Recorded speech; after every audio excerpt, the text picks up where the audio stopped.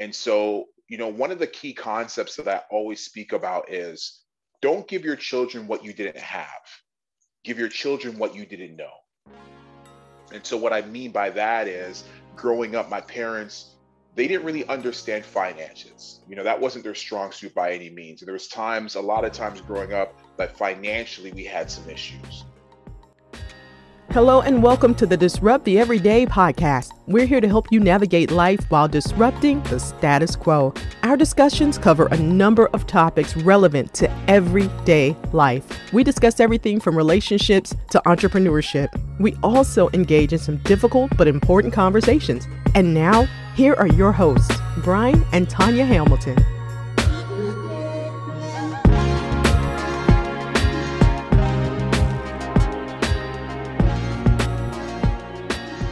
Thank you for joining us for episode 4 of the Disrupt the Everyday podcast. Today, we're discussing building character, creating legacy, and the importance of fathers, and joined by Jeff A.D. Martin. Jeff, thank you so much for joining us. Absolutely. I got to say, Tanya and Brian, thank you so much for allowing me to be on your podcast, on your stage, and just sharing my story. I am a father of 3. I am a husband, and I'm just really somebody who always is looking to find a way to serve. I have been working in law enforcement for 16 years, and I've been blessed over the last 10 years or so to be a motivational speaker. I have spoken all across Canada and in parts of the US as well. And also I'm an author of 2 books as well. And again, everything I do is really just about trying to help people to become the best version of them, to help them to navigate through the difficulties that we sometimes have to deal with in life, and really just try to step on, as we go through things in life. I think it's important that we step on the stage of, once we get past that circumstance, so we can now use that stage to stand on and help others as well. And so in everything I do, coaching as well, and everything I do is always about trying to help others to become the best version of who they're supposed to be. Like it. Today, we really wanted to focus on building positive character in our children. So Yes. we have, as parents, educators, grandparents, I think we all play a critical role. So we are looking for your expertise today on some ways to do this. Ooh, man, that's a great question. So again, as I said, I am a father of 3. I have 3 kings at home, 11, 8 years old, and 2. And my household is super loud, super busy with sports and all that stuff going on. But, I'm so blessed to have them. And of course, being a father, being an involved father, I've had an opportunity to really learn so much. I continue to learn. I'm always looking to learn just to see how I can become that better parent.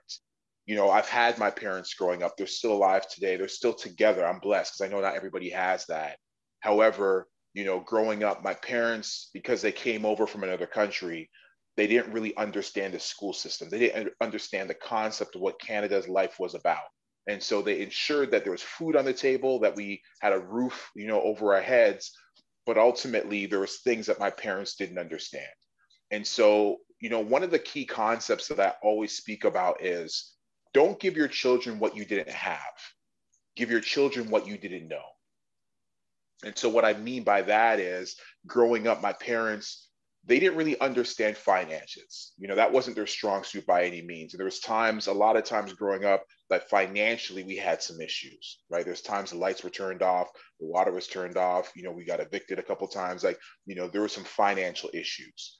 But because I understand the system and because I was able to learn and really advance my thinking in certain areas. Again, I go back to that saying, don't give your children what you didn't have, give your children what you didn't know.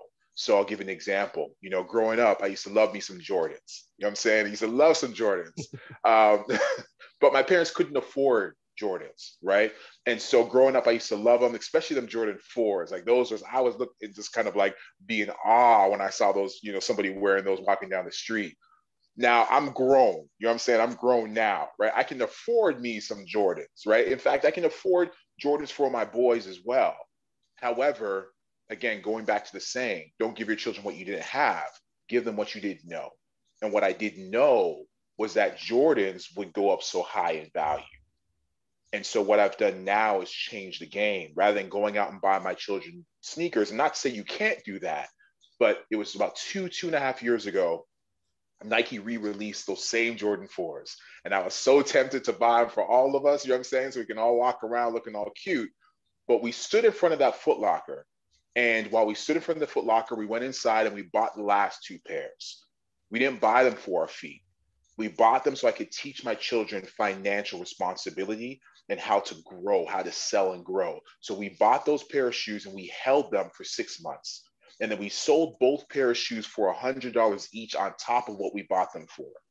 And so now my children understand to buy something, to hold it, wait for the value to grow, and then sell it and use it to make money. And one of the things I did to my kids, I said, hey, let me ask you a question. You just made $100 each on these pair of shoes, so $200. Let me ask you something. Do you have to go to a job that you don't like to make that money? And they're like, no, Daddy, of course not. And I was like, do you have to deal with a supervisor that you can't stand, that you know that you are smarter than? And they're like, no, Daddy, of course not. How do you make this money? And they were able to explain, we bought something, we waited for the value to rise, and then we sold it, and we made money from that. That's one of the things I try to do with my children, and that I really try to share with others, is that we have opportunities to give our children information that we didn't know to help them to change their own life.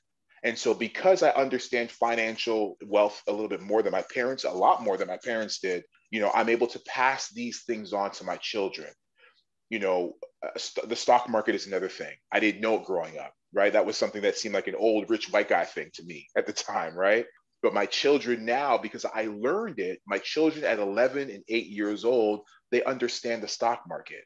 They're talking about bull market and bear market. They're telling me about Tesla. They're telling me, Daddy, Roblox went public the other day. Like, they're telling me this information at 11 and 8 years old. It's important that we learn information and pass it on to our children. So I don't want to make it, another generation that walks around wearing these Jordans. Again, no disrespect, because I love me some Jordans even to this day, but it's about changing the game, showing our children something different than what we had. Right. There's so much there. There's so much there. Number one, personally, I can relate to.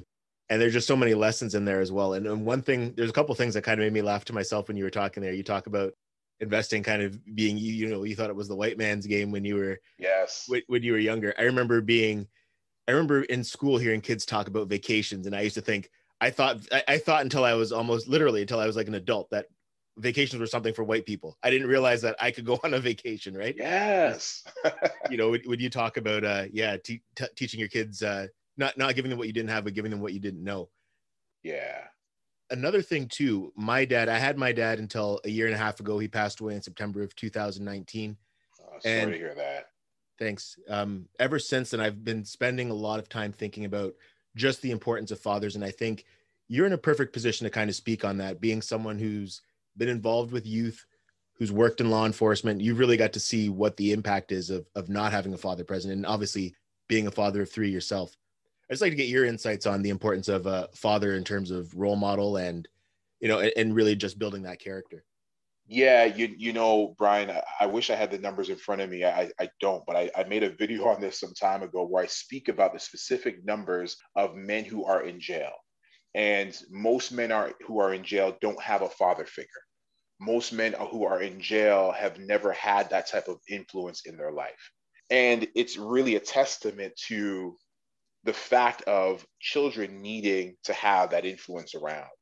Now, of course, there are some circumstances where, single mom, she doesn't have that person around. She can't, for whatever reason, that male role model is not around in terms of being that specific father. However, I think it's still important that our children still have some type of role model if they can have it, whether it be a brother, whether it be a grandfather, someone that could perhaps stand in that role. Because the truth is that we have young boys who are out there who are learning what it is to be a man by other young boys. And those other young boys are the rappers that you hear playing on TV. Sometimes they're the basketball players that you're seeing on TV. And these guys are running around. Some of them are running around because they don't have that influence, but they have the stardom now. They have the spotlight on them.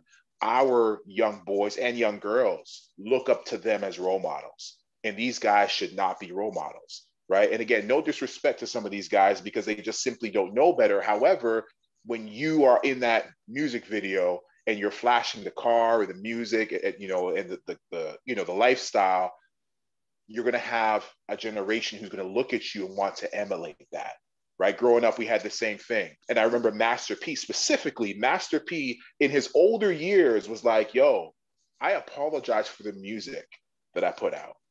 He apologized, right? The problem is that it's too late, right? Because the things that you said in your lyrics and the things that you showed had an impact and a negative impact on some of our boys, not just him. I'm not picking on Master P only, but the music that we were given, the way it treated women, the way it talked about glorifying selling drugs and being in gangs. And this is what our young men have to listen to and people to look up to. So I do think it's extremely important that we try to get role models for our young men, and again, young women as well. And even if that dad is not in that child's life, and of course, we can't control that always, if there is a grandfather, if there is an uncle, if there is a close friend who's a male who can really have that impact on that child, I think it's vital for their growing up, because we need to see somebody who looks like us. I think representation matters. And when you could see someone who looks like you working as a doctor, it now shows you that you can potentially become that doctor. You can potentially become that lawyer because someone who looks like you or resembles you. And so again, as children need to have role models on both sides, the mother figure and the father figure. And if the person who is responsible for that child's life is not in that child's life, then again, I think it's important that that individual, that parent, does do their best to try to find somebody who can perhaps step in and help in that area, because our children need it. Absolutely. And, you mentioned the numbers. I pulled up some numbers here while you were talking, and there's, these are US numbers, but I think they're going to really parallel what happens in Canada.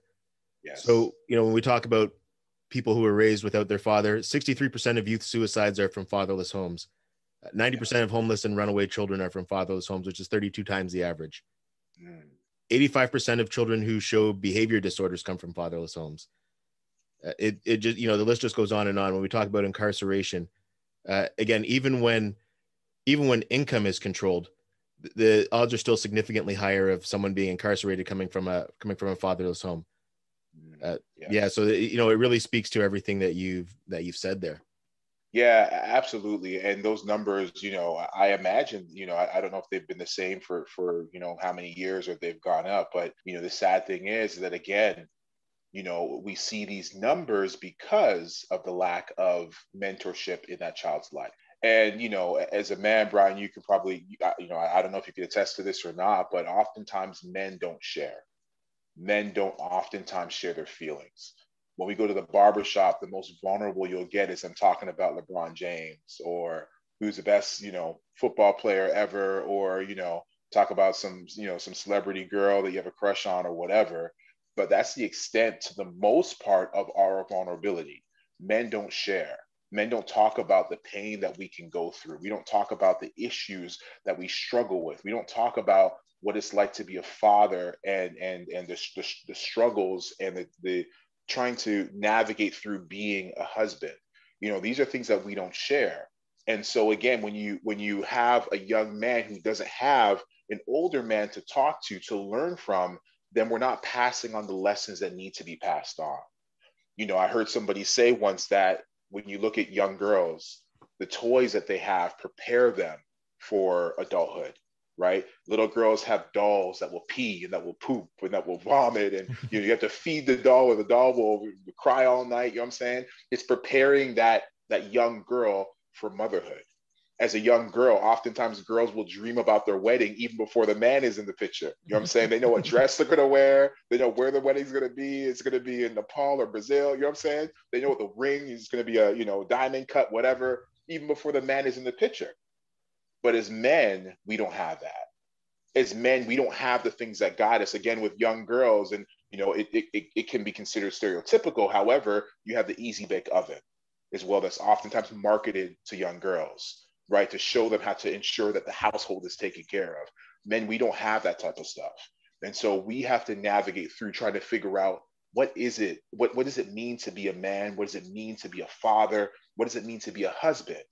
And then on top of that, you have some of these guys who don't have that person in their life. And then sometimes even when they do, we don't share as men. So there's so many things that we need to battle and overcome. Because again, for me personally, I have 3 boys. And so I need to learn to share with them. And I do my best to do so, because I'm trying to break that, to share with them what it is to be a young man growing up. And at some point in time, what it's going to be like to be dating a young woman, and then eventually perhaps marrying a young woman. It is my job to ensure that they have those lessons, because I want to do my best to make sure that they're successful. And by doing that, it's my job to share that information, to be that role model. Yeah, I agree with that. Now, you talk a lot about resilience. Can we look at that for a few minutes? Absolutely, So, Tanya. one thing I saw when I was working at Children's Aid, people would say, children are resilient. And I saw that day in and day out. Now, we have 4 kids. They're actually close in age to yours. Okay. But I think a lot about teenagers, right? And the stuff that teenagers are going through now compared to even when we were in high school.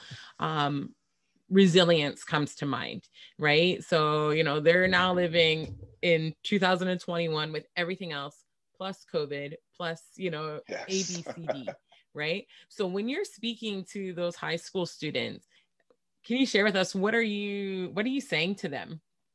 Yeah, it definitely is tough to be a 16, 17-year-old. And then everything you said, Tanya, to add on COVID and social media. I didn't grow up with social media. I'm saying at 16 years old, but these kids are born into it. And so they're now, being bullied and judged at school, but they're also being bullied and judged online, which never really goes away. And so these kids are dealing with a different level of complexities, I would say, that past generations have never had to deal with. One of the things I love to really speak to these students about, I just want to remind them that they matter. A while ago, I was in a room with a bunch of youth, high school kids. We were doing a session, and someone said, let's go around the room and everybody give something special about them. Give me one thing that's special about you. And someone went around and was like, I love to cook, I love to bake, blah, blah, blah. And then it got to this one young girl, this young queen. And she, she paused for a second and she said, okay, just skip me. And we're like, why? And she said, yeah, there's nothing special about me. I'm just average. I'm just normal. And, that always stuck with me. And to be honest, I've kind of built a story that I often share when I'm giving presentations at schools based on that, because I just really want to remind our students and even adults as well. I want to remind them that they matter. I want to remind them that they are rare. I want to remind them that they are unique.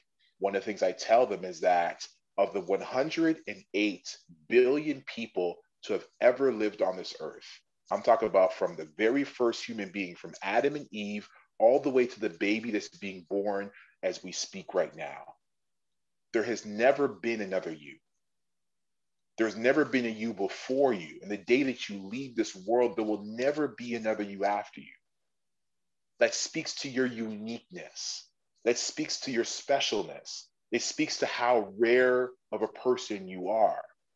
And I also remind them that the DNA that runs through your body has never been duplicated in the history of the world.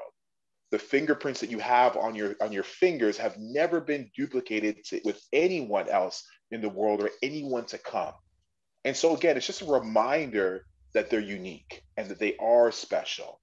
And although it appears that, we walk around in this world, you're in a school, you're one of 800, you're in a workplace, you're one of 10,000, whatever it might be, but you're still special. And I think it's up to us to figure out what that is. Find our unique gift, find our passion, find our purpose, and chase it. And that's one of the things I really try to remind these kids about, because, I was talking to, so oftentimes I do a talk with some of the guys who are in prison. And I remind them, I talk to them about a caterpillar versus a butterfly. And a caterpillar, when it's a caterpillar, it can only see the leaf in front of it. It can't see that there's an entire world out there. All it can see is the leaf in front of it.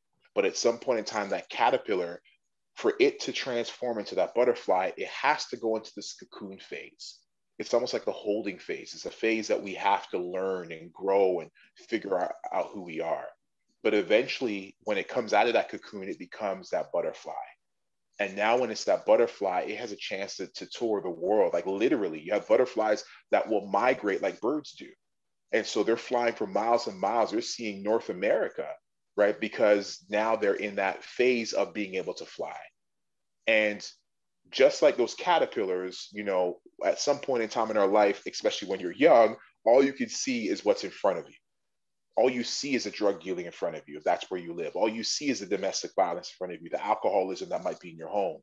But at some point in time, I think that all of us have to go into some type of cocoon phase to really say, what is it that I need to do to change my life, to transform my life into what I want to do now, or what I want to do in the future? And as we move into that thinking, now we become that butterfly. And so one of the examples I share is Maya Angelou, one of the greatest poets of our time. When she was 20 years old, she was a prostitute, caterpillar. But as she changed her life, she became that butterfly. Malcolm X was known as Detroit Red. When he was in jail, he was a thief. He was a, criminal.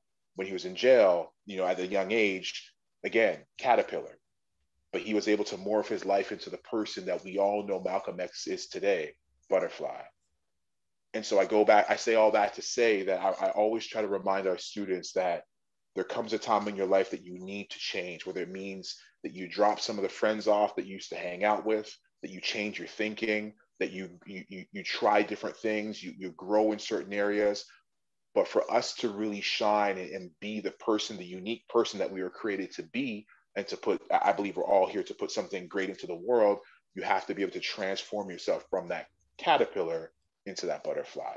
And so that's one of the things I try to share with our students whenever I get a chance to talk to any of them in schools. The one thing that you mentioned there too, and going back to it, was that you're just talking about your conversations with young men who are incarcerated. Yeah. Now, we hear a lot today about equality and trying to bring a lot of discussions focused on bringing women to a certain level, but you don't really hear the same discussions with men. And when you look at the numbers, and it's really extreme, the difference when you talk about incarceration, suicide, Yes. homelessness. It's disproportionately men who are, Yes. who are suffering, or who are dealing with these challenges. Why do you think that we don't really hear that message as much? I would say that oftentimes it would have to do with society and the portrayal of what a man is supposed to be. To be a real man means that you handle your business. It means that you don't cry. It means that you take care of your household and your family, and you're good. And that's what manhood is. It means that, sexually, you make sure that you're good. It means, like there's a lot of definitions that have been given to us by society. Again, through music, through social media, through, mainstream societal conversations. There's oftentimes, you look at the men's magazine and you see some guy who's buff. And if you don't look like that, then you're not considered a real man. And so I think some of the issues come from the way society has portrayed what a man is supposed to be. But the problem is, again, as you talked about, when we as men try to stand into this or try to fit into this box that society says what manhood should be, it means then we keep our emotions down, because there are times that men need to cry. Because as human beings, we suffer, we go through pain, we have struggles. We all should be able to cry, but society says that men don't cry. And so we bottle that up, we keep it inside, and we don't share it. And I think that's one of the issues we have. There's a story that I've shared. So years ago, growing up, as I talked about earlier, my family struggled with money at times. And I remember coming home one time and come from school, and I flicked on the lights and the lights didn't come on, right? So I recognized that the power was shut off. And right away I thought to myself, oh, I have fish, right? So I used to have pet fish, pet piranhas, right? And so I went to look at the piranhas and they were just staring at me through the glass. Like there's no bubbles coming up, no air filter going on. You know what I'm saying? They're just staring at me like, dude, what's going on? I'm like, I don't know, man. And so the first thing I thought to myself was, okay, so I know that human beings, we suck in oxygen. I believe we use 70 or 80%. I could be wrong on my numbers. And then, when you give out air, some of the oxygen comes out as well, right? The carbon and air, oxygen comes out too. So I thought to myself, let me take the air, the tube that goes into the fish tank and blow in it, right? Because I'm trying to save my fish, you know what I'm saying? so I unplug it and I'm blowing into this tube, trying to blow some of my oxygen into the fish tank. And so the fish are staring at me like, bro, what are you doing? And so I do this for a while. My cheeks hurt. I'm kneeling on the ground. My knees hurt. I'm in pain. I'm like, I can't do this anymore. And so at some point in time, I check on my fish. They're good. They look okay. I go to bed. I wake up the next morning and right away I think, oh my goodness, my fish. And I go down to check on them and they're all dead, right? They're all dead. And so I remember thinking to myself, obviously the oxygen ran out because the electricity is not on to pump the air into the water. And I remember thinking to myself, I wonder when they were staring at me, if they were actually screaming, but because I don't speak fish and fish don't speak human, I wonder if we just didn't communicate. We couldn't understand each other. I thought to myself, I wonder if they are screaming in silence. And I use that analogy because men are screaming in silence. Men are oftentimes screaming in silence. When you see these young men, they're walking out in the streets and their pants are hanging and, they're selling drugs and they're carrying guns. They're doing it and they know what they're doing is wrong, but they're doing it because they don't have any other influence to show them what a man should be. They're suffering in silence. I've had a lot of friends and just, associates as well over the years where I've reached out to them and said, hey, I'm looking for some men to come down and speak to the school with these kids and just kind of interact with them. And I've had some guys say, nah, I'm not there yet. I'm not there yet. I'm like, what do you mean? Yeah, I'm just going through some stuff and, I'm just not there yet. And this is based on them maybe going through a divorce or going through financial issues or losing their job. And so because we as men look at these things as being manly, when we get into those funks, we feel that we're not at par or we're not adequate enough. Not knowing that the experience that you have as an adult is like, it's so much in terms of what you can give to these children, to these students. Your experience, like even if you feel like you're at a 5, your 5 is still somebody else's 10. And so because men suffer in silence, we scream in silence, we don't share, but we're struggling, we decide that we're not going to share with anybody. And because we decide not to share, our children, the next generation, they don't get the information that they need to have from us. And so it's just a cycle that just continues when we decide as men that we're not going to share our experiences because I'm still going through it. I'm still struggling. I'm still having my issues. And so we don't pass those things on. So you have the next generation that suffers in silence as well.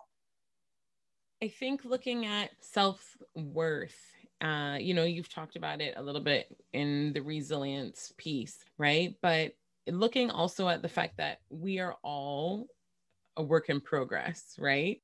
Yes. So, you're saying, yes, as men, I can never relate to that, but, struggling in silence, but what are we doing to become better, right? So looking at that as adult and then teaching our kids that as well is something that I think as adults, yes, we need to be able to understand that and be able to provide the resources for ourselves, but also be able to teach that to our kids that, yeah, you're struggling with this, but let's come up with a game plan. Let's work on making this situation better. Yes. When you're talking with kids or, with parents, what are you saying to them? One of the things I often speak about is, I call it the Superman syndrome. So you all are parents, so your children look at you like you are a superhero. That's what children do. We looked at our parents like they're superheroes. My dad was a Superman. My mother was a superwoman. They did amazing things. And now that I'm older, I could see where there was flaws, right? Because I'm an adult now, I'm looking at it through adult eyes. And I could see there was flaws when they were growing up. But as a child, they were your superhero. And one of the things that I say is we can't change that. No, I don't think we should either, right? Our children are going to look at us as superheroes. However, I think it's also important that we show our children the Clark Kent, right? So Superman was a strong guy who, nothing could beat him outside of the green, what you call it, Kryptonite. The krypton. Thank you very much, the kryptonites. But no, I'm a Marvel guy, so you know what I mean. I forgot about that DC stuff. And so, that's who Superman was, or again, Superwoman. But Clark Kent was that guy who was vulnerable. Clark Kent was the guy who was clumsy. Clark Kent had a crush on Lois Lane and didn't know how to tell her, right? There was vulnerability that was there that Superman just didn't have. I think it's important that as parents, we show our children the Clark Kent, meaning that we show them the vulnerability. My sons, especially my oldest one, because obviously as time goes on, he's the one that I experience, in terms of getting older. And what I'll say to him is, every time he has a birthday, I say, I've never parented an 11-year-old boy before. It's my very first time. And so guess what? As you change and you become the person who you're supposed to become, daddy's changing and becoming that dad that needs to be there for that 11-year-old boy, that 12-year-old boy. And daddy's never done this before. So there are going to be times that I make mistakes. There's going to be times that maybe daddy comes home and daddy's frustrated because of something at work. And I want to apologize now. I don't mean to take it out on you, but sometimes that's what happens. And I share these things with him because I want him to see my Clark Kent. I want him to see the vulnerability. So I want him to know that daddy does make mistakes. And so it's okay for you to make mistakes as well. That's one of the things I like to share with parents, because kids, again, will always see us as that superhero. And we shouldn't change that, but we should show them the other side as well, because as they get older, sometimes they become disappointed because they didn't know that other side existed. But when we let them know that side, it's been here since before you were born, you know what I'm saying? You need to know that daddy's vulnerable. Daddy sometimes has issues, you know what I'm saying? Like, this is who we are as human beings. It lets them know that, yeah, daddy is Clark Kent. I'm sorry, daddy is Superman, but daddy is Clark Kent as well. Show them our vulnerabilities. That's something I like to share with parents. So just in all of your work, the speaking, the writing, you've had the opportunity to do some pretty unique things. Tell us about meeting Barack Obama. Ooh, man. This is one of my favorite stories, and I haven't shared it a whole lot. It just hasn't really come up. So So I wrote a book called New Me, myself and 9 other guys, so 10 of us together. We all wrote a chapter, and we talk about how we fell down in certain places in our lives, in life, but then how we got back up. And so because we wrote this book, somebody who was planning that event saw the value in the book. She really loved that we were putting ourselves out there to the community. And she was like, yo, we want to invite you guys to come to the Barack Obama event coming to Toronto. I was like, what? Super excited. The guys in the book, super excited. So, if you go to a wedding, you have the wedding table at the front of the room, and then you have the bride's family or mom and dad and the groom's mom and dad right beside the bride's table, or the wedding party's table. That's where we were sitting, at the so-called, the mother and father table. So on one side, like right in front of the stage, was us, and on the other side was Justin Trudeau's wife, like just in arm's reach. I was like, this is crazy. So super excited. We get to the venue and they tell me, Jeff, based on the work that you've been doing, we want to gift you something. I'm like, this is gifting up to be in the room with Barack. Crazy. They're like, you get a chance to meet him. I'm like, say what? They're like, you get a chance to meet him. So I'm like, oh, okay, let's go. So all the other guys, all the other authors, my wife was there too. They're like, yo, you got to get him one of these books. And I'm like, there's no way. They're like, yo, you got to get him a copy of the book. You have to try to get him a copy. So I get a copy of the book. I sign it, to Mr. Obama. We appreciate who you are and what you've done for, the entire world. Sign the book. I have it in my hand. I'm in a room with maybe 50 people. So the event has maybe 20,000 people. There are 50 people in this room who get a chance to actually meet Barack Obama. And I'm one of them. I don't even know how that works. It's crazy even to this day when I think about it. And so I'm lined up in line and I have this book with me. And of course, there are secret services everywhere, like everywhere in this room. And so Barack is behind a curtain. I can't see him, but at some point in time, he enters a room and the line starts to move. So I'm like, oh, he's obviously in the room. I have the book in my hand. And at some point, as the line is moving, we get to a table. And they tell us everything in your pockets has to go on the table. No keys, no cell phones, everything goes on the table. We're going to take a picture of you with him, and then we'll send it to you. But you can't have a selfie, like nothing. So I empty my pockets, put it all on the table, and I still have the book in my hand. And I'm like, do I put the book down or do I take it with me? So I'm like, listen, I don't want to get shot here by Secret Services. So let me ask somebody, right? So I asked one of the Secret Service guys, I'm like, can I give him this book? He's like, no, there's no way. And I'm like, okay, can I hold the book and, take a picture with him and I'm holding the book? And so he whispers to another guy who whispers to another guy, and they come back. They're like, yeah, you can do that. I'm like, for real? And they're like, yeah. So I'm like, oh man, let's go. So I'm going to have this book in a picture with Barack, right? So I have this book and I'm getting closer and closer. I break the corner and I can see him. He is live, like he is in front of me, like, as live as anybody is. And the person in front of me goes, they shake his hand, they say 2 words to him, they move off, and now it's my turn. And as I take a step towards the past President Barack Obama, one of the Secret Service guys beside me, he looks over in my hand, sees the book, and he snatches it from me right at the last minute. And I'm at the point where it's my turn. Like Barack's looking at me and I want to say to this guy, no, I got permission from your other guy. You guys didn't get a chance to talk, but I can't say anything at that moment because Barack is looking at me like, bruh, are you coming? And so I approach Barack almost depressed. Like who approaches Barack Obama depressed? You know what I'm saying? I don't even know what to say. And he's like, hey, how you doing? What's your name? I'm like, Jeff, sir. And he's like, oh, Jeff. Okay, perfect. Nice to meet you, man. I'm like, sir, thank you so much for everything. He's like, man, thank you so much. Great to meet you. We take a picture. It's done. We move on. And I'm heartbroken. So at that moment now, there's somebody who's working there. And I say, hey, is there any way I can get this book to his people? And they're like, yeah, absolutely. Like she seems enthusiastic. She's like, yeah, absolutely. So I give her the book. I leave the room. And I don't know what happens after that. I don't know if he takes the book. I don't know if it ends up in the trash. I don't know if it went on the plane with him back to Chicago or Washington, wherever he was living at the time. But that was my opportunity, right? You don't, if you don't shoot, you don't score. You know what I'm saying? So that was a story of how I met Barack Obama. And to this day, I'm hoping one day he tweets about the book. You never know. Well, I'm sure he's listening. So Barack, make sure you tweet about the book. Hey, come on, my man. You got to tweet about the book. Oh man. And I guess, the one thing I will say is at least you don't look depressed in the picture. So that, that's impressive. That is true. Yeah. It was a quick moment, but again, I'm grateful because it all came through based on work, right? It's based on putting myself in the game. It didn't happen by luck. It didn't happen by chance. I don't believe anything's by luck or by chance. I believe it happened because I was able to put myself in the space of really trying to serve. And somebody recognized it and they said, hey, Jeff, we want to gift you an opportunity. So I'm grateful. I'm totally grateful for that opportunity. I gave myself a quick pat on the back saying, Jeff, good job. And then I kept it moving because I think that there's so much more work that needs to be done. Who knows? Maybe my next stop is Oprah's couch. You know what I'm saying? We'll see how it goes down. You know what I'm saying? But, there's just so much work to do, in my opinion. There's so many people who are lost and confused and going down paths that if they had some guidance, they wouldn't need to go down.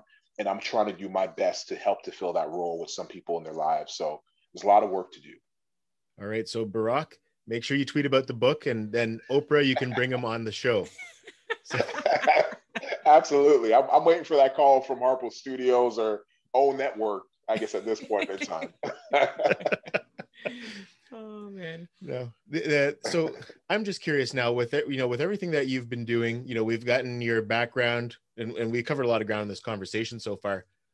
What was the spark that really made you find your voice and decide that you were going to take this road of public speaking and writing and really sharing this message, this really important message with people? Yeah, growing up, I grew up in a tough neighborhood, and oftentimes when I was growing up, I would see a lot of police, right? In tough neighborhoods, you typically see a lot of police presence. And it always felt like every time the police came around, it felt like it was harassment. It felt like we were being harassed and picked on. But I remember thinking to myself, what if somebody had that type of power that these police officers have, and they actually used it to help the community grow? They used it to help these young kids in the community to become better. And so that's something that always stuck with me. And so as I got older and was trying to figure out what career path I wanted to go down, I decided that, yeah, I think policing is going to be the way to go. And so I pushed, I shoved, I fought, and I finally got hired as a police officer. Now, 15 days later, after being hired by a police service, I remember I woke up that morning, it was a Monday morning, and I looked at my cell phone and I had about 25 missed phone calls that came in throughout the night. And right away, of course, I knew something was wrong. I started to scroll through and I saw that it was all family. I eventually called back one of my cousins who was trying to call me, and she was crying on the other line. And I said, "Cuz, what's going on?" And the more she tried to speak is the more that she cried. And I said, "Cuz, I'm getting nervous. I'm getting scared. Like, you got to tell me what's happening." And finally, she was able to blurt out and tell me that Omar was dead. So Omar was my cousin, my younger cousin. And in fact, he was like a little brother to me because when he came to Canada, I'm the one that taught him how to play basketball. I taught him how to navigate the school system. I taught him how to talk to women, the young women as well. And Omar, on August 15th, on his birthday, August 15th, 2005, Omar went to celebrate his 27th birthday at the Phoenix nightclub downtown Toronto. And while he was out there, at some point in time, he went outside, middle of the night, and someone drove by. The back window came down. They pulled out a gun, pulled the trigger, and shot Omar at point blank range. And for me, it was such a struggle because I had just become a police officer. So there was a part of me that promised I was going to protect and serve. But there was the other side of me who grew up in that tough neighborhood, who learned a lot of tough lessons, including revenge. And I wanted to go out there and to handle my business. I wanted those killers to feel, the family of those killers to feel the exact pain that I and my family were feeling by losing Omar. I wanted them to feel the exact same thing. And it was a struggle for me for a long time to really figure out what direction was I going to go. Like, what would the headlines read? Like, I imagine that, brand new police officer takes his gun and goes and kills the person who killed his cousin. And it was a heavy time for me. I pushed a lot of people away, including my girlfriend, who is now my wife, right? So she didn't go that far away, but, it was a heavy time for me. But it was through a conversation that I had with someone that really changed my life. And this person let me know that as human beings, we're always going to put out energy. We always put out something. But it's up to us, either we make that energy positive or negative. It's up to us how we're going to dictate through life. We always get a chance to choose. No matter how difficult a circumstance is, we are always in control. And of course, right now we're dealing with COVID. We can't control that, but we can control who we show up as every single day. And so at that time, I really, that really played in my mind. And ultimately, it led me to the person who I am today. And so, I thought about, do I go out there and do what I know I shouldn't be doing and end up being another statistic? Or do I use what happened, use the energy of losing Omar to go into these schools and try to talk the next guy out of pulling a gun? Try to talk the next girl out of, dropping out of school or the teenage pregnancy thing, or, use my voice to really make change. And it was through that circumstance that really turned my life into what it is today. I speak now because my passion, as much as, I'll speak to any school or even corporations, I do corporations as well. My passion is speaking to some of these at-risk schools, these underserved communities, because I want to try to get to the ears of some of these young men who are on the verge of grabbing a gun and doing the exact same thing. Because I know the pain of what it feels like on the other ends of losing a loved one. And so that's why I do what I do now, because I want to be that individual who can perhaps talk that gun out of that person's hand. And I got to tell you, Tanya and Brian, I've been so blessed based on that circumstance of really just trying to be that change. There's a while ago, I went and spoke at a school, and I did about 3 or 4 sessions with some 7s and 8s, grade 7s and 8s. And at the end of the last session, a young girl came up to me and she said, "Jeff, I've been listening to everything you've been saying. And based on what you've said, I've decided," and she stopped. And she pulled her sleeve up, and I can see all the self-inflicted wounds. And she said, Jeff, based on what you said, I decided I'm going to stop self-harming. And it made, I was speechless. I was speechless because if I decided to go down the path of that negativity and go out there and do that thing that I wanted to do, I would not be making the impact on people's lives that I'm making today. And so I just want to remind people that no matter what it is you're going through, we always get a chance to choose. We can always choose. I know sometimes we get stuck in that job that we hate. We get stuck in that relationship that we can't stand. We get stuck in circumstances that we feel like our life is not ours. But we always ultimately get a chance to choose. What are we choosing? Again, I can't choose COVID-19 if it's here or not. I can't choose that 2020 and even 2021, the racial unrest that's shown its face.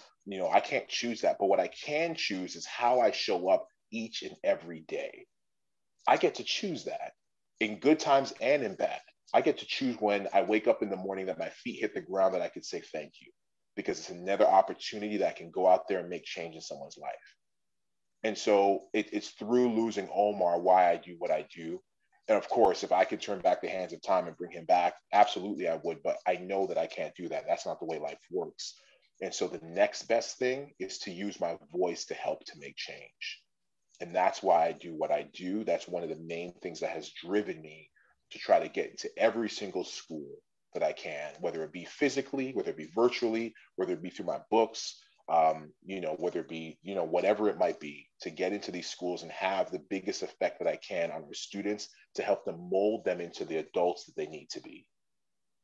So in terms of speaking, where can we hear you speaking?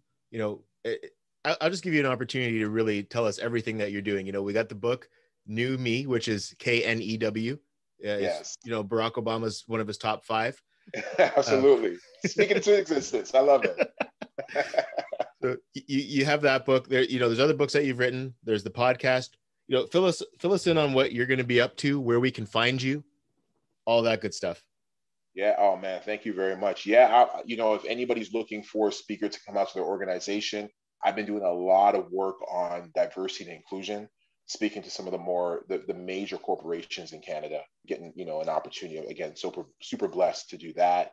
Again, going to schools that I spoke about earlier, just talking to our children about resilience, about diversity and inclusion as well with our students. And again, if anyone's just looking to find me, to reach out, you can reach me on social media, Jeff A.D. Martin, you can find me there. But yeah, just, I'm always trying to, look for the next idea to really help to make our community better. Again, I am working on another book as well that I'm hoping will come out in 2021. And I run a youth session as well for high school kids and college kids that we do via Zoom on Sunday afternoons. Again, really looking just to bring ideas and thoughts to our kids, talk to them about financial literacy, talk about goal setting and really reaching their dreams and finding the biggest potentials. And then I do coaching as well. I do one-on-one coaching, mentoring work, helping people to again become the best version of them. So this is kind of some of the things that I've been involved with, is really trying to help to make change in people's lives. That's perfect. Well, thank you so much, Jeff. I'm so glad that I ran into you on LinkedIn. And Yes. I saw your profile, and I'm like, obviously my mind is always thinking of the podcast now, but I'm like, this is something that I knew that we could benefit from, as well as so many other people, just from having conversation with you that, we can go back and share with our kids, and to keep some of this information for when they get older too, because, that's when things are going to get really crazy. Yes. And that's when, the true molding is going to be happening. Right. But we thank you so much for taking this time out and talking with us tonight. And we wish you all the best.